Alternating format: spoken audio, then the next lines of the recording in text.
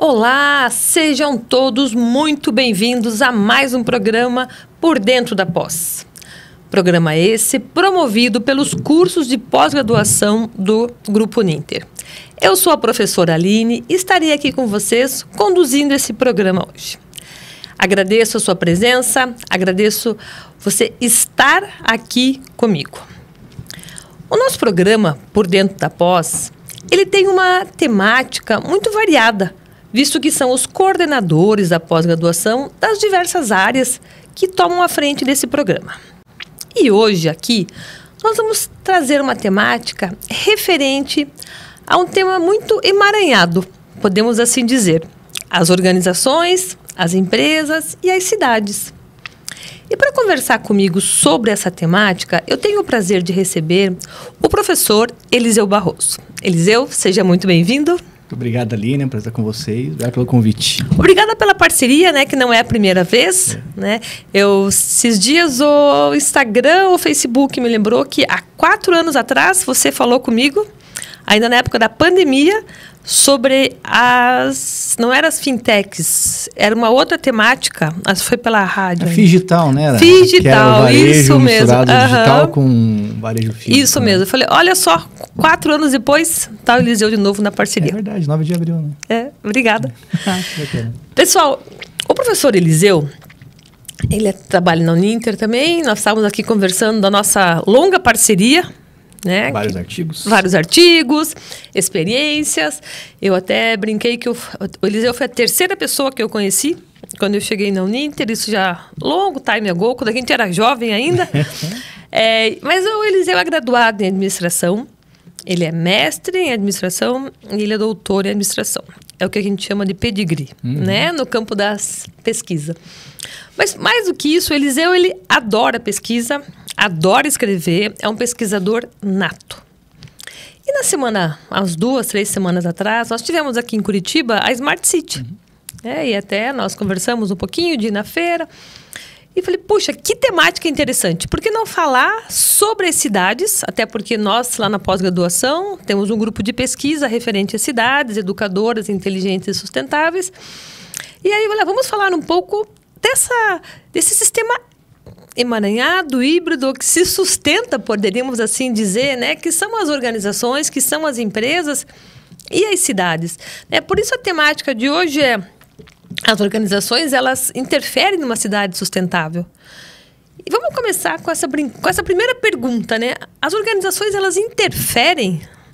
E quando eu falo a palavra organização, é muito bom a gente pensar sempre em FAIOL, né? Organização, empresa, que é a mesma palavra. Isso. Porque as empresas são organizações, né? E assim, se existe um objetivo em comum entre todos que estão ali, eles se organizaram, vai ser uma organização. E aqui a gente vai usar a palavra, e é bem importante deixar esse ponto claro, né? A palavra organização, no sentido de uma organização não governamental, de uma empresa, de um grupo de pessoas. Uma igreja. Está se atualizando, inclusive. Um grupo de escoteiro, né? E assim vai.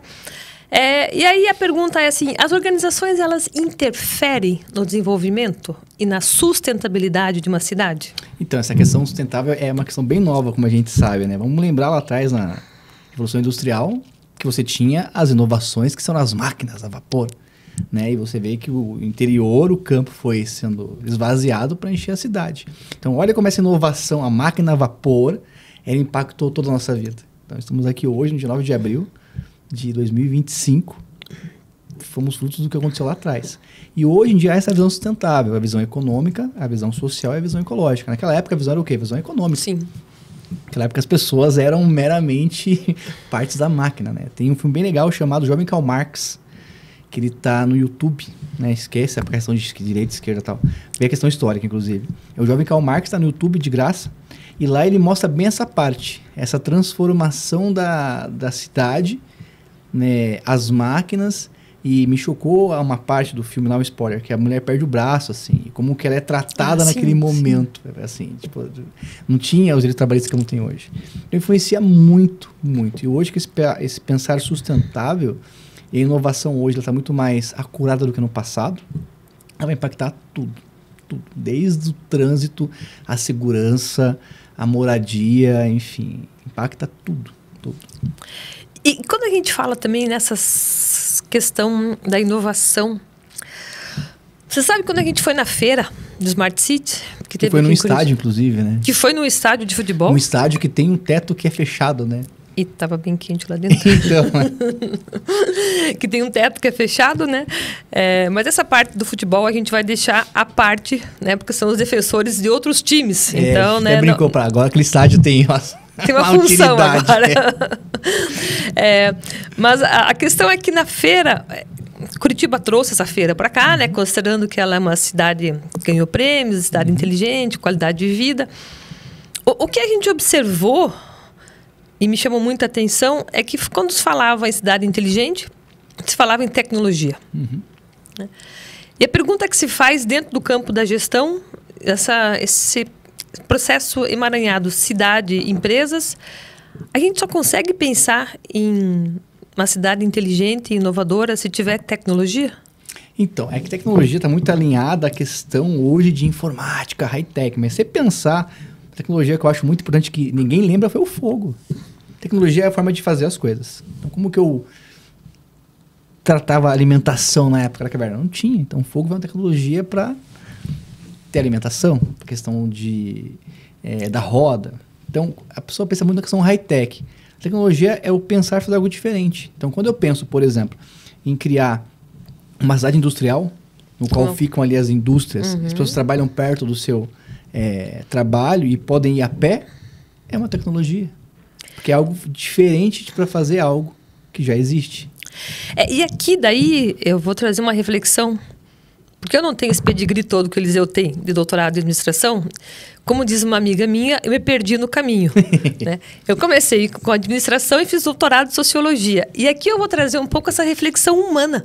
Né? Até que ponto esse excesso de tecnologia dentro da cidade não tira a humanidade da cidade? Então, esse é o desafio.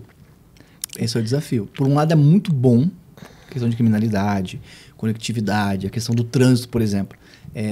Infelizmente, não sei se você reparou ou não, mas dizem que tem, eu acho que não tem, enfim. Eu não vejo o trânsito que a gente chama de fluxo verde, onde sempre estaria verde para você, que é o normal. O fluxo se andasse numa velocidade X. Isso. Não acontece aqui. E o sinal fica de fato verde, assim. Só que hoje você vira, a esquina tá tudo vermelho. Só que lá em Salvador, se não me engano, acho que Salvador, não, em Recife, já tem os sinaleiros, que é o farol, enfim... Inteligente? Que São Paulo a gente fala farol, que é falar sinaleiro, né? O semáforo. É inteligente, que ele conforme libera a via ou não o fluxo, conforme o fluxo de veículo mesmo. Porque ele sabe quais ruas tem mais fluxo e tem menos fluxo. Tal qual o Waze ou o Google Maps, que te mostra as ruas que estão mais tranquilas. Então esses sinaleiros, esses semáforos, começam a te guiar agora pelas ruas. Então, é muito mais fácil. Então, se eu tenho essa tecnologia, eu tenho o quê? Teoricamente, menos briga no trânsito. Mas esse viés de só olhar a tecnologia é muito complicado, porque você perde a questão humana, do olhar, de se conversar. Mas o foco é sempre ser a questão high-tech. Eu escutei muito do antigo prefeito de Curitiba, né? E acompanho ele nas redes sociais. Tenho um carinho muito especial por ele, pela forma como ele sempre cuidou de Curitiba. A gente está falando aqui do prefeito Rafael Greck, da forma como ele sempre falou de Curitiba, dos curitibinhos. Onde ele sempre fala que a cidade é feita para as pessoas e a tecnologia tem que servir as pessoas também. Então, né? Que era o grande sonho, teoricamente, é engraçado. Disseram que a tecnologia eu ia trabalhar menos, ia ter mais tempo com meus filhos. E ao contrário, eu trabalho mais. Mas era promessa. Era promessa. A gente vê os Jetsons, por exemplo, e muitas coisas a gente vê que acontece hoje, era promessa, que não foi entregue. E você vê que, de fato, a gente cria arapucas para nós mesmos. Então você não tem... O quanto acidente você tem no trânsito do celular? Atropeladas. Descendo uma escada com o celular na mão e caindo. Olha, essa questão nas empresas, na rua, jovens, né, atravessando com o sinal fechado, não prestando atenção. Eu digo jovens porque são a maior parte, né? As pessoas de mais idade raramente vão andar com o celular na mão. Mas tem essa preocupação do tipo, puxa, né? E aonde ficaram as pessoas nesse sentido? Porque aí tem uma outra preocupação. Você viu que eu trouxe muitas filosofias aqui, né? Quiçá a gente tivesse resposta para tudo. Não, a gente tem várias perguntas. E uma das que eu me faço quando eu vou numa feira como a da Smart City é... uma cidade inteligente é uma cidade controlada? Porque o que a gente identificava na feira eram tecnologias. E as tecnologias de controle. Então, você está falando de controle de reconhecimento facial, segurança, câmera. E aí fica aquela pergunta, até que ponto essa pseudo-segurança invade a sua privacidade e até que ponto é válido isso dentro de uma cidade? Será que conseguiríamos ter uma forma de segurança menos controlada? Porque a pergunta é assim, Elisa, é muito simples. Até que ponto eu estou disposto a perder a minha privacidade pela segurança? Então, na linha do direito, você vai dizer que é um... Ai, é verdade, gente, esqueci de falar que o Eliseu está fazendo direito. É um contrato social. De Hobbes. É um contrato social. Você abre mão da sua liberdade para o bem maior. As pessoas acham que a solução está em aumentar a pena, a solução está isso, e a solução tem que, de fato, a gente lembrar que uma cidade inteligente é uma cidade o quê? Educadora. Eu acho que essa base da transformação, que é a educação, ela é meio escanteada. Não adianta nada eu trabalhar só com medidas paliativas, se eu não vou, de fato, no foco dos problemas que a gente vai ter. E é demais. A gente vai ter, hoje, crianças que estão sofrendo bullying digitais. Até uma série que eu não assisti ainda, vou assistir, que é Adolescência. Tá na lista. Sim, tá no auge. Eu assisti, vale a pena. Tá na lista para assistir depois de Yellowstone, que é sugiro, bem legal, Yellowstone, bem legal. Você que tem uma filha menina é importante. Daí você vê que, assim, hoje eu fico até pensando naqueles filmes de serial killer, né? Você, cara, nos Estados Unidos, no Brasil não daria certo ter câmera em tudo. Que é a parte positiva também. Só que a questão é, até que ponto isso é usado pro bem para as pessoas, para otimizar mais tempo, entendeu? Eu tenho o privilégio de morar perto do meu trabalho. Eu faço tudo a pé. Entendeu? Eu tenho esse privilégio. Só que é um privilégio de fato, é um privilégio. Não é a realidade das pessoas que tem. E você vê que as áreas centrais têm todo um benefício, de fato, inteligente, que é uma região mais à margem, né? Os bairros mais afastados. Então, você vê que há uma preocupação, mas quando você olha, tem rua hoje, inclusive, que não tem asfalto. E a gente é altamente premiado. Sem dúvida. Então, e o legal de Curitiba foi criado a gente criou um ecossistema de inovação. O Unisser faz parte, inclusive, com o Vale do Pinhão, a gente faz parte, né? De pensar, de fato, a cidade. E Curitiba é muito legal porque nós somos uma capital com aquele ar ainda interiorano. Ainda é mais tranquilo Curitiba em comparação com outras capitais. São Paulo, por exemplo. São Paulo, assim, eu morei em São Paulo toda a minha juventude. Lá tem muitas questões não resolvidas ainda. E é a cidade mais rica do país. Só para que título de curiosidade, no Paraná inteiro, no estado do Paraná, o estado inteiro, moram 12 milhões de pessoas. No estado do Paraná inteiro. Na cidade de São Paulo, moram 13 milhões de pessoas. Moram na cidade de São Paulo, que é o estado do Paraná. Então, imagine como que é a infraestrutura que lá tem e que aqui tem, entendeu? Sim. Tanto que ele era inteligente, a gente fala do Jean da Papum, que ele tinha uma dor que o iFood não chegava na comunidade. Tanto que no iFood, no Uber, nos aplicativos, né? Uma região onde ele mora, que é uma comunidade, ficava tipo um espação branco, não chegava. Daí ele falou, eu tenho essa dor. E criou então um aplicativo, que é o Papum, que é um aplicativo como se fosse juntar iFood, Uber, um monte de coisa num único aplicativo na comunidade. Porque a comunidade às vezes é grande, pra você chegar num ponto do extremo da comunidade, sabe? Então ele pensou nisso.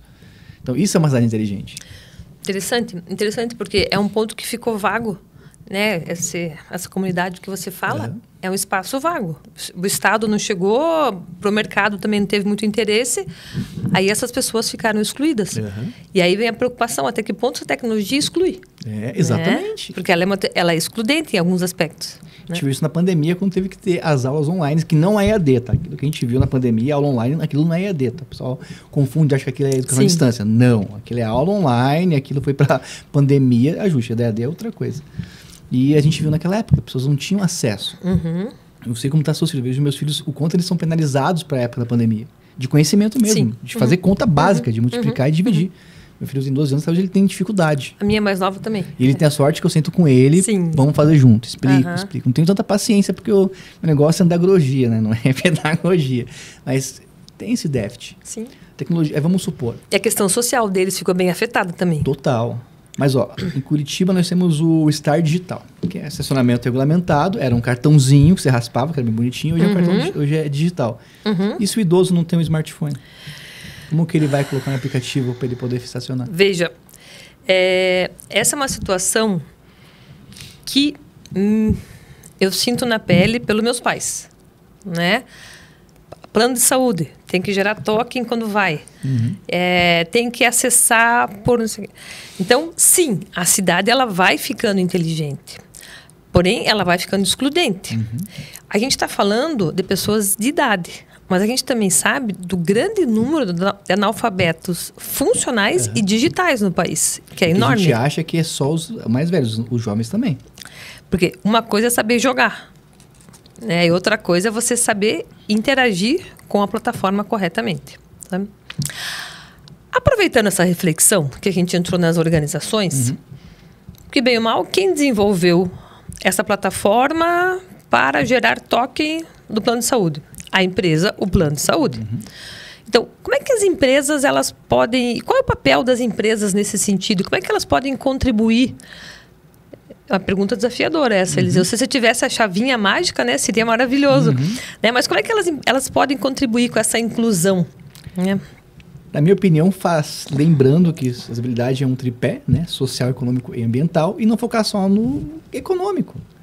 O olhar sempre vai ser no sistema de mercado para a questão econômica, na questão social. Eu tenho que prever que... E a empresa trabalha com previsão, a base é prever, planejar, organizar, dirigir e controlar, né? Então, eu tenho que, de fato, entender o que isso vai ter essa lição, qual que vai ter esse impacto que vai ser. Então, pô, que legal. Por exemplo, aí tem uma organização inovadora, uma cidade sustentável, que é a Tembici, que são as bicicletas. Das bicicletas. Cara, legal. Super maneiro. Inovador. Só que tirou vaga rotativa. De carro. De carro. Entendeu? Beleza. Na questão de você ter menos poluição, legal. Só que quem ficou muito bravo foram o quê? Os comerciantes. A pessoa parava o carro lá para ir fazer compra. E, geralmente as vagas eram de fato as que eram rotativas, né? 15 minutos. E era rotativa de fato. Então, o que acontece? Então, legal, mas cadê o combinar com os russos? Tanto que um grande sonho que a gente sabe em Curitiba, e para todas as regiões centrais, é que não tivesse carro na região central. Que você chegasse de várias formas, né? Isso que a gente pensa, né? Você morou na Europa. Vai falar com mais sentido do que eu. Né? A questão da conexão muito mais próxima. Era o que eu ia falar para você. Para você vir para cá, você precisava de uma conexão, que nem... eu moro longe. Mas eu teria que pegar um alimentador até o terminal. Mas se eu tivesse, por exemplo, perto do terminal, um estacionamento de carro, é onde eu pago o estacionamento de carro, já me dá conexão com o ônibus, mas era muito melhor vir de ônibus. E detalhe, olha que loucura. O pessoal fazia isso no Condor Pinheirinho. Deixava o carro no Condor, no Pinheirinho, pegava o ônibus, se movimentava. E nós temos integração isso. São Paulo não tinha até pouco tempo atrás, ninguém lembra disso. Lá em Osasco, se eu quisesse da Zona Norte para a Zona Sul, na Zona Norte, eram duas condições. Uma condição até o centro e do centro até a Zona Sul, na Zona Norte. Então, Curitiba foi muito mais avançada nesse sentido, mas é o que falta. Igual futebol, né, que a gente comentou. A final da Copa, da Libertadores, vai ser na Argentina. Cara, é muito difícil chegar lá. Não é igual na Europa, que se for em Portugal, você mora na Espanha, tá do lado. Tinha que ter um trem, né, pra ser rapidinho, né? Entendeu? Então, tipo, não tem essa visão. Eu acho que é muito discurso e pouca prática. E muito olhar financeiro. E de economia para o Estado e para as empresas. É esse olhar muito mais do que eu posso economizar. É pensamento, a gente fala que é o cálculo total de consequência. Tá, mas vai afetar quantas pessoas? De cada 10 vai afetar só uma pessoa? Não dá nada. Aí que você fala, é exclusão. Só que aquela pessoa é uma pessoa. É uma pessoa. Que tem que também ser levada em consideração. Mas a questão é, se a maioria tem acesso, que eu vou me preocupar. E a empresa terá lucro, né? Então... Esse é o foco. Que gera lucro. É aquele discurso que gera lucro, que gera imposto, que gera emprego. E assim, é o discurso, por mais que você tenha esse tripé, o social, o econômico e o ambiental, sempre o econômico vai levar. Sim. Ela precisa criar emprego. Cara, é obrigação dela, porque ela precisa de emprego, de mão de obra para ela poder produzir. Não é um favor que ela está fazendo. Sim. É assim. Só que o olhar sempre é essa, a proteção. Né? Aí você vai ver, aí quando o Trump fala que vai taxar todo mundo e fica essa guerra mundial, hoje em dia era questão de taxação e ninguém sabe. Ele criou um terror inicial já. E menos de 100 dias de gestão. E aí? E como que isso vai impactar as pessoas? Entendeu? E o pessoal sempre olha para a parte negativa. Mas tá, e o que pode ser feito? A inovação vem daí. Você observar, poxa vida, esse caminho não dá. Como que eu posso ser diferente? Porque a inovação é a diferença. Então, a gente vê que cidade como Curitiba hoje, uma cidade altamente premiada, em comparação com outras capitais, a gente está muito à frente. É muito à frente mesmo. A gente acompanha, mas ainda falta muito. Muito. E se a gente está bem, imagina quem não está bem. Isso é um problema. Se a gente está bem, imagina quem não está bem. Né? E você vê questões que a tecnologia traz à humanidade. Eu lembro que era muito triste para mim passar na frente de um postinho de saúde, uma UBS, e ver fila. INSS, ver fila. A tecnologia acabou com isso. A fila existe? Existe. É maior ainda hoje em dia a fila. Mas é uma fila digital. Sim. Então, a pessoa tinha que ficar na rua, no vento, na chuva, esperando uma vaga, e hoje ela tem essa comodidade. Assim, tem coisas boas. Mas o que falta ainda é essa capacitação da humanidade. Parece que é mais fácil falar não. E é muito mais fácil falar não para a pessoa digitalmente do que falar não para a pessoa na cara dela, sabe? É mais fácil? Total. A gente falar não para você por e-mail é muito mais fácil. Mas cara a cara, assim, é mais difícil. E é o que a tecnologia tenta inibir, o cara a cara. Aí você pega lá Weber, que é a ideia da burocracia da personificar, entendeu? Tira a pessoa da jogada. Tira a pessoa da jogada. É bem isso. Né? Você vê tudo isso que pensado lá atrás, como que funciona, está muito na prática hoje em dia. A gente acha que não, mas está muito na prática hoje em dia. Sim, é assustador. É assustador porque quando a gente lê, né?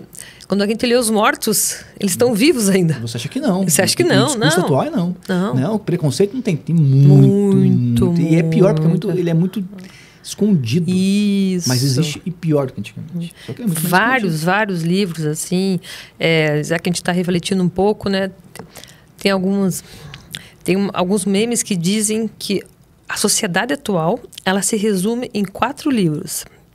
E eu concordo plenamente com isso. 1984, atualíssimo, A Revolução dos Bichos, Admirável Mundo Novo e Fahrenheit 451. E é bem isso a sociedade. Mas, nossa, mas esses livros são antigos, né? Não, mas eles estão vivos, muito vivos. Né? Eles estão muito presentes na nossa sociedade. E você vê que e até um pouco na linha, assim, a própria Bíblia, você vê que várias passagens que tem lá, hoje em dia está muito na cara, assim. Também.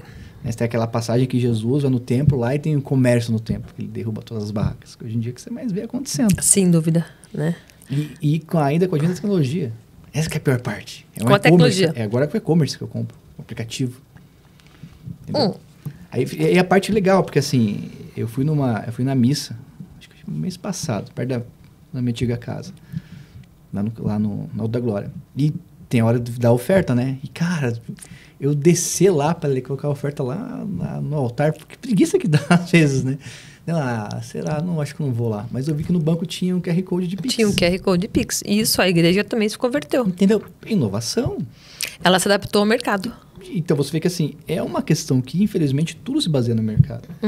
E a sustentabilidade, essa inteligente, é inteligente para o mercado, né? Para as pessoas. Eu ia te falar essa pergunta agora. Tristeza. Você adiantou já. Como é que as empresas podem afetar essa questão da sustentabilidade? Como é que as empresas, elas entram na questão sustentável, seja da cidade, seja das pessoas? Então, na parte econômica. A parte ambiental, a gente vê, é muito mais para dizer que está fazendo, é aquele de greenwashing, né? Muito mais é o que, de fato, mas o que não é. Aí você pega, assim, no estado do Paraná hoje, quem que mais deve ICMS? É uma grande empresa. E ela está aí com várias ações, mas deve um monte de ICMS. Entendeu? Então, tinha que pagar o ICMS, que é o básico. Do ICMS que é para a saúde, para a educação. Então, assim, é o básico. Então, é muito viés. Mas você, de fato, observar o que é necessário e ter uma conjuntura com as pessoas. Curitiba é muito bacana porque nós temos aquela... como que chama? Não é fazenda, mas é uma horta. A horta urbana. A horta urbana, cara, é muito legal. E você tem uma cidade verticalizada, você pode fazer várias questões nesse sentido. Né?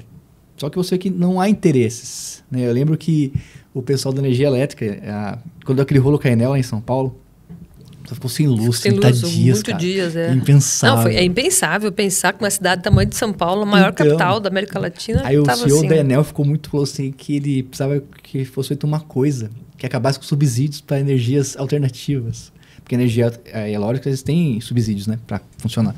Ele queria acabar com isso. Ele disse, cara... E no Brasil, eu estou falando muito interessante, que a minha tese traz um pouco disso também, que no Brasil, o nosso capitalismo é um capitalismo de gabinete. Não é um capitalismo, tipo, igual ao americano, livre iniciativa. Lá é assim, eu vendo um copo. A Aline vende um copo, vamos disputar, cara, no mercado. Aqui não, o que eu faço? Aqui para acabar com a Aline, eu vou no meu deputado e crio alguma coisa para inibir você de participar. Triste, né? É muito mais questão política. Porque isso vem do nosso histórico do que? Coronelismo.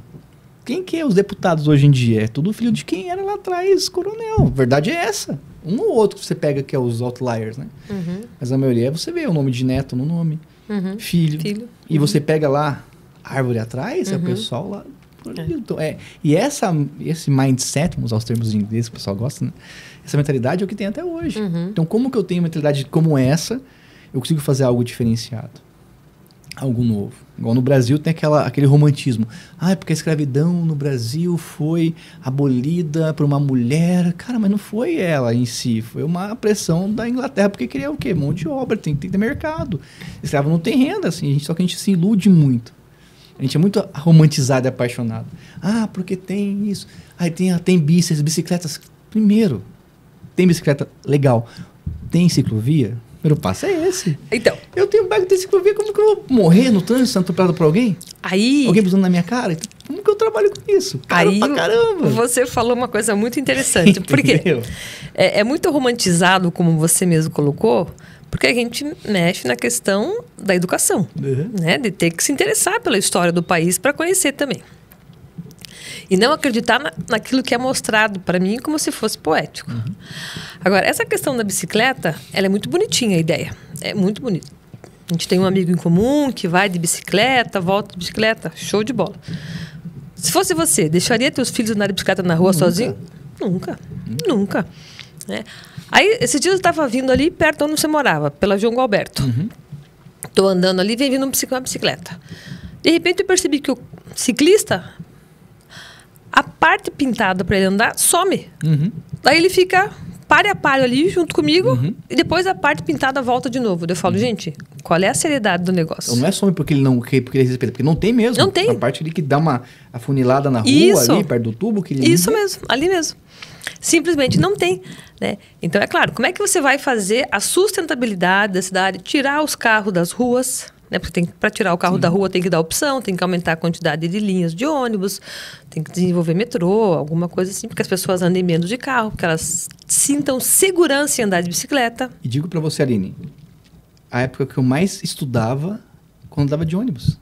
Porque eu morava bem longe de Curitiba. E eu pegava pontos na ponta final, eu ia sentado. Então eu ia fazer o quê? Ia lendo. Hoje em dia, dirigindo, você não lê.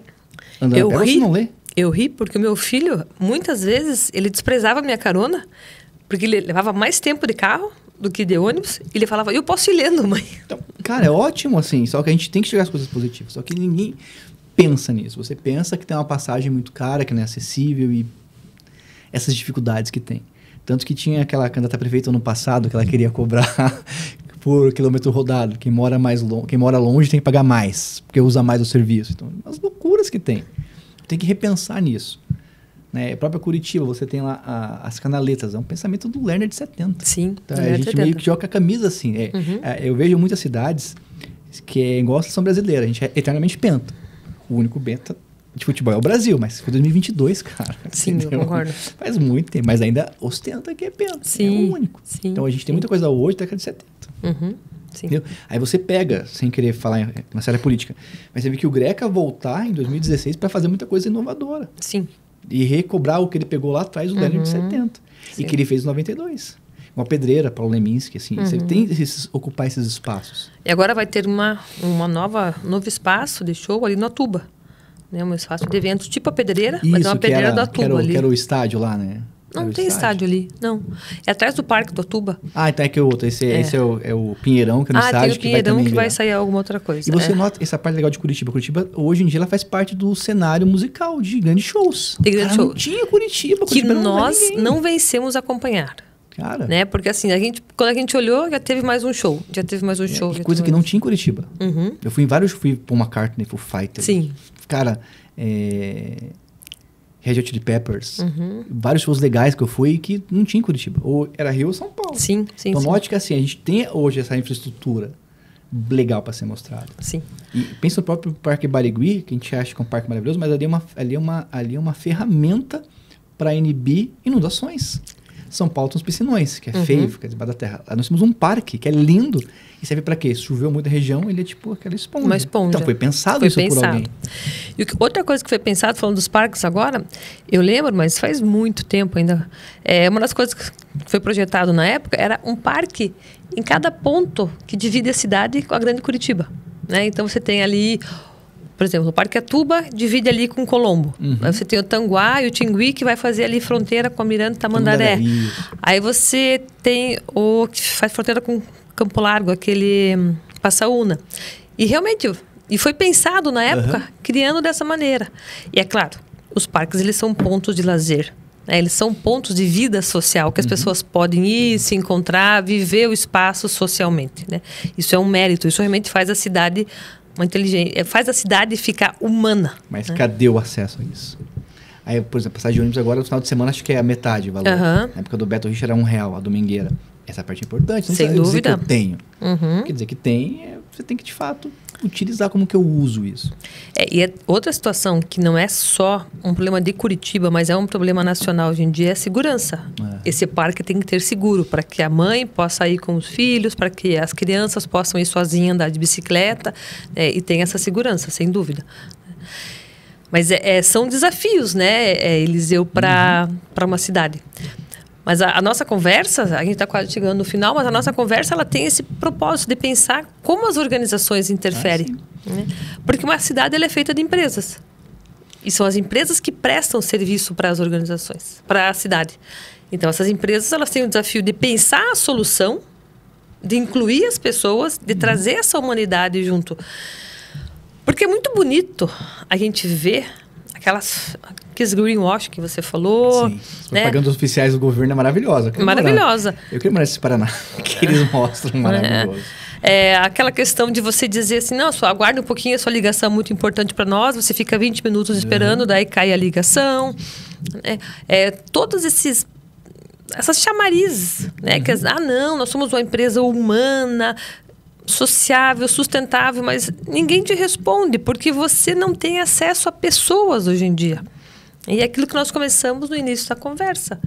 Quem acolhe o idoso que, de repente, não tem um filho para atender? Que não tem um filho para acessar o aplicativo? Ou alguém de confiança? Tempos atrás, eu precisei ir no Banco do Brasil, e o rapaz do Banco do Brasil, fui num caixa do Banco do Brasil. E o atendente me falou que eles querem fechar os caixas do Banco do Brasil. E ele falou assim, mas olha, os idosos vêm aqui só para pagar a conta. E eles ficam conversando com a gente. É isso que eles querem colocar. Quanta agência não fechou? Quanta agência não fechou. E aí os idosos não sabem como pagar uma conta. E é uma coisa simples, às vezes. Né? Aí não, porque em Curitiba hoje você pode pagar passagem de ônibus do seu cartão de crédito e cartão de débito. Mas a pessoa tem acesso ao cartão de crédito e cartão de débito? Isso. Entendeu? Eu acho que a grande questão é você, de fato, pensar. A própria construtora, como organização, ela tem que pensar não num imóvel que só vai dar retorno para ela financeiro enquanto construtora, mas pensar, de fato, em algo funcional mesmo. Só que o pensar funcional tem a ver com um investimento maior e reduzir meu lucro. E eu não quero muitas vezes isso. E alguém paga a conta no final, infelizmente. Né? Não, e quando você falou no início da questão do aplicativo, né, que Curitiba tem, não é só Curitiba, né? Outras cidades já tem também aplicativos para você parar o carro na rua. E é um estorvo, literalmente um estorvo, porque quando você chega na cidade para parar uma vez, você tem que instalar o aplicativo, você tem que comprar crédito, você tem... Aí eu fico pensando numa pessoa que não tem essa intimidade toda com o celular. Não tem espaço de memória no celular. Não tem espaço. Vamos ir longe, não tem espaço. O cara tem que instalar o aplicativo porque não tem um plano B para ele, entendeu? Porque se fala tanto em plano B, mas aí não tem plano B. Ele só tem uma opção, colocar ali o aplicativo para poder parar, senão ele será multado. Ou vai ter que parar no estacionamento para garantir. Né? Entendeu? E eu acho que é muita desinformação também. A gente não tem... Depois o pessoal pode pesquisar lá no site da CGU, Direitos da União, que tem as leniências. Quando uma empresa ela faz algo errado, ela, fiz algo errado, vou agora ajudar a justiça, porque eu fiz isso com os coleguinhas. Se você vê cada pessoa que fez leniência, assim, que fez acordo de leniência, que assumiu que fez coisa errada, para tudo. E a maioria é que você vende como inovadora, como isso e aquilo. Então, é muito discurso, pouca prática. Porque pra gente que vive... Eu moro no centro da cidade, cara, eu consigo ver isso. Curitiba fechou agora uma rua lá perto do Nito, inclusive, ali. Marechal Deodoro. Domingão, Cara, as crianças adoram, mas eu tenho acesso a isso. Eu moro a poucas quadras. E quem de fato precisa ter acesso a isso, entendeu? Sim. Essa é a grande dificuldade. Igual você falou nessa comunidade lá em São Paulo, quando chegou aquele aplicativo. Isso. Talvez, considerando o tamanho da cidade, a gente está usando como exemplo a cidade de Curitiba. Né? Mas isso vale para qualquer gestor em qualquer cidade. Fazer propostas como essa nos locais para que as pessoas não tenham tanto deslocamento. Dizem que é mentira, que é bem enfim. Eu nunca fui a fundo, mas sempre fui de Sorocaba lá, o Manga. Que é o cara do TikTok, assim. Que Sorocaba é maravilhoso para se viver, segundo ele. E ele fala várias coisas que acontecem lá que eu acho muito legal. Não sei se é real ou não. Enfim. Imagino que seja porque ele não poderia falar isso como prefeito, enfim. Aí tem lá, por exemplo, nos terminais tem guarda-chuva. Às vezes a gente esquece, você pega num ponto e leva no outro. Então, assim, são coisas interessantes para se pensar. Não sei se de fato enfim. Ele fala que é a iniciativa privada que faz isso. E eu acho que falta muito isso também, a iniciativa privada trabalhar. E eu acho que o tripé da inovação, que é a indústria, que é a empresa, a universidade e o poder público, eles de fato não funcionam. Como deveria funcionar no Brasil. Não anda de mão dada ainda, né? Não anda de mão dada ainda. Quando funciona são as poucas. Você pede ver que teve um evento da prefeitura, até uma crítica inclusive, da prefeitura e quem que eles chamaram para participar. Das universidades tradicionais. Que de fato, enfim, é assim, tipo, tá, e aí? Sim. Tecnologia, quem que tem? Sim. Quem que entende? Entendeu? Foi bem interessante, quando aconteceu a pandemia, tem um programa chamado Bom Negócio, que você deve ter participado. Sim, a gente deu aula. E era presencial. Quando veio a pandemia, ninguém conseguiu atender o programa. Só quem atendeu foi a Uninter. Nós atendemos o programa. Eu lembro, eu acordei... Quando era presencial, não conseguia atender. Era 8 da manhã a aula. E a gente segurou isso. Primeiro foi no nosso Reúne, que nenhuma IES conseguiu atender. A gente conseguiu atender. Sim. Porque a gente observou a educação à distância lá atrás. Sim. Tecnologia. Sim. Mas com a questão humana. Que é um tutor que você tem, não é um robô que fala com o aluno. Sim, isso é importante. É uma pessoa, eu sou aluno de pós, do seu curso, tem uma dúvida que eu coloco lá, você que responde. Sim. Uma pessoa, não um robôzinho. Sim. E a gente faz questão de interagir mesmo. Sim, vai ser robô um dia? Claro que vai, mas assim, a gente vai ter esse viés ainda humano. Porque a gente entende que... E a gente faz questão de fazer uma aula interativa com os alunos também e convidar eles para as aulas, tal, para assim, olha, você está falando com a pessoa. Eu sou a coordenadora, fulano é tutora, né? Por quê? Porque quem está te respondendo é uma pessoa. É bem legal que eles postam no Stories, no Instagram, me marcam. Eu pego e reposto, eles repostam o que eu postei deles, é muito legal. Assim. Gostoso. Comprar na rua, assim. Sabe? Eu estava uma vez em Recife, fui em Porto de Galinhas, e um aluno que estava correndo no estacionamento, no aeroporto, me dá um abraço. O cara é professor dele. Olha que carinhoso. Então, assim, cara, aí vale a pena, hein? Ser professor vale a pena. É uma tela, assim, quando você vê a pessoa ao vivo, igual a gente com um artista, assim, sabe? Sim, claro. Então, acho que para sintetizar o que você perguntou, Aline, a questão humana é mais importante. A questão todas são importantes, mas o social ali teria que ser, tipo, o norte. Essa conexão entre as pessoas, então, o norte. Aí eu vou ter a questão ambiental para manter o social, a questão econômica. Você pensa o que hoje o mundo tem muita produção de riqueza.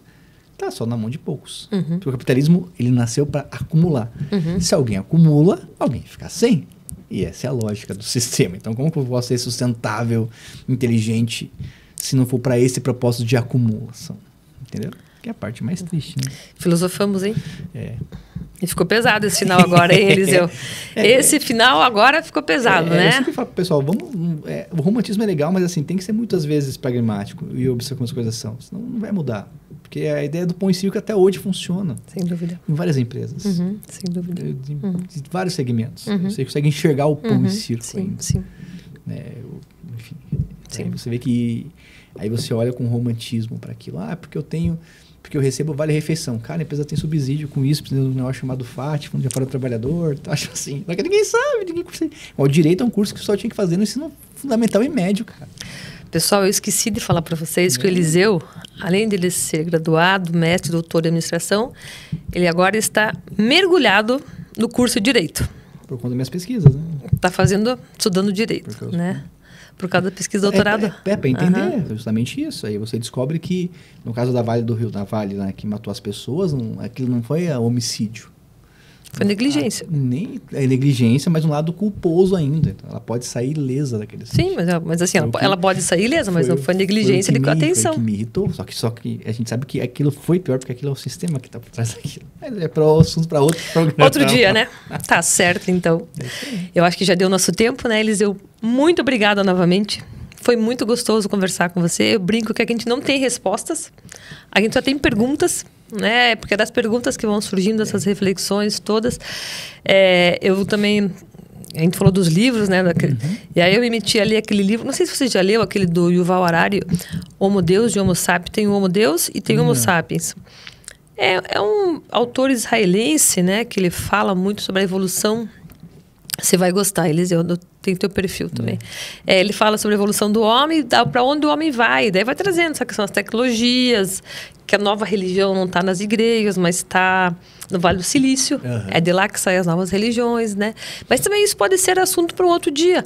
Porque é importante a gente filosofar e trazer essas reflexões. Né? Que nem você falou, não dá para acreditar em tudo que colocam para a gente tem que pensar, né? Isso a ciência nos permite, né? O pensar, o pesquisar, o estudar faz a gente andar um pouquinho a mais e não acreditar em tudo que nos mostram, né? Seja da mídia, seja de onde for. Pode falar. Isso é tão real porque você vê a Rede Globo agora fazendo sucesso com novela remake. Remake, Vale Tudo agora tá no ar, cara, estourou disso da emissora. E é um troço que foi feito década de... A gente era criança ainda. Eu invisto mais nas coisas novas, entendeu? Eu faço remake, eu já tenho fórmula que dá certo. Então, tudo que tem fórmula, a gente tem que desconfiar. E o trivial, eles vêem no dia a dia. Então, isso é para, de fato, pensar. Trazer. Não tem resposta. Não tem. Você tem que, de fato... Ter ciência da sua... Ter ciência. Eu acho que essa é a questão. Você se emancipa, você ainda é alienado. Bem tese marxista agora, né? Teoria crítica, na verdade. Você ainda é alienado, você não detém o meio de produção. Mas você é emancipado. Você pelo menos tem consciência que você é manipulado. Você tem consciência que você é alienado. Você tem consciência. Então você sabe jogar com jogos que tem que ser jogado. Isso. Mas é isso, pessoal. Eliseu, novamente, muito obrigada pelo seu tempo, por vir aqui com a gente, refletir um pouco, compartilhar. Agradeço a você que está nos acompanhando. Eu sempre deixo o meu e-mail, né, que é aline.e@uninter.com. Se tiver alguma sugestão de tema... Pode ser críticas, elogios também, né? Por que não? É importante. E aí a gente pode trazer sempre alguma coisa nova que é ter na demanda de vocês. Obrigada também a toda a equipe da TV Profissão, ao Eduardo e a todos que nos dão todo o suporte. Até uma próxima, pessoal. Tchau, tchau.